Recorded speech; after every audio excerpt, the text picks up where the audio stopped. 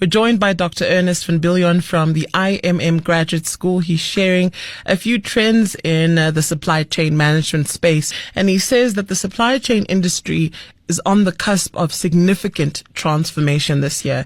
Here he is on how and why. Let me just firstly say that I think, our businesses in South Africa and generally speaking globally now are facing so many challenges. There's so many geopolitical issues in terms of movements of goods, what we see in the Middle East and some of those regional conflicts, and also now potentially more protectionist measures coming from the US with the new President Donald Trump in office. They are anxious to use technology more. There are also environmental pressures on businesses. So they have to adapt, and particularly South Africa, because we are distant from traditional markets in Europe, the US and Asia. So those 10 trends are around digitization, and we're seeing businesses using and having pressure to use digital systems, artificial intelligence, robotics and automation more and more in supply chain management. And then, of course, our alignment as South African businesses, should it be more perhaps also towards BRICS? So we are now a member of BRICS, there's an expansion in BRICS. But would that alienate us from our traditional markets in Europe and in the US?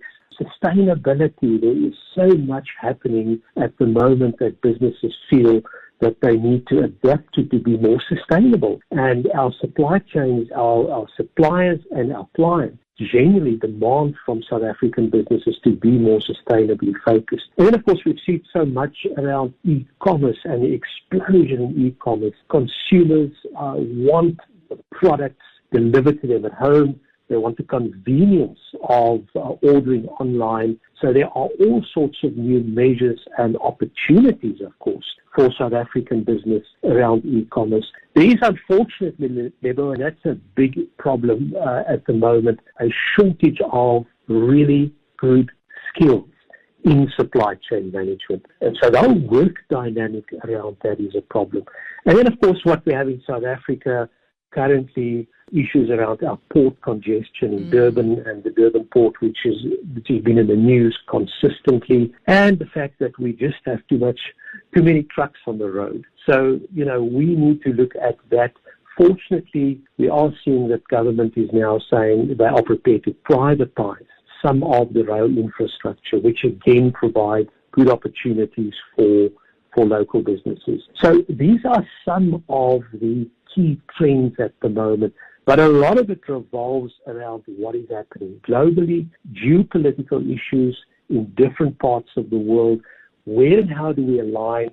Will tariffs coming from the US affect us? And what do supply chains need to adapt to this? Doctor, when a lot of people listen to experts weigh in on the possibility of tariffs in the Trump era, there's a lot of Central South Africans that I think sit at home and think, why should I really care? If you could perhaps explain sort of the trickle down or knock on down effect of increased tariffs imposed on South Africa, for example, the impact of that on the rest of the chain.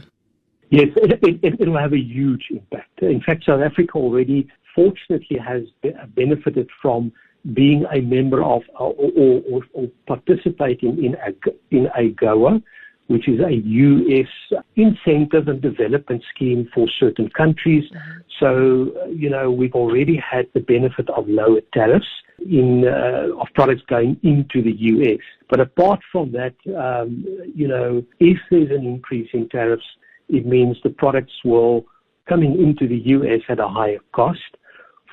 For South African businesses even, that means the local economy in the U.S. will look at manufacturing certain things themselves. So we could see potential loss in business opportunities as a result of those higher tariffs. That means it will have a knock-on effect for the whole supply chain.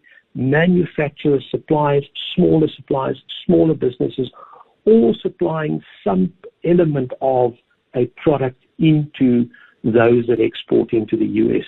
So tariffs will have a major impact economically and on certain industries. And of course, we are already seeing now that our biggest steel manufacturer, AMS, ArcelorMittal, it's been in the news locally, are saying that they cannot sustain economic conditions anymore, and there's not sufficient incentives from government. And if they should close down, it'll have a further major impact on manufacturing. The Business Hour on OFM.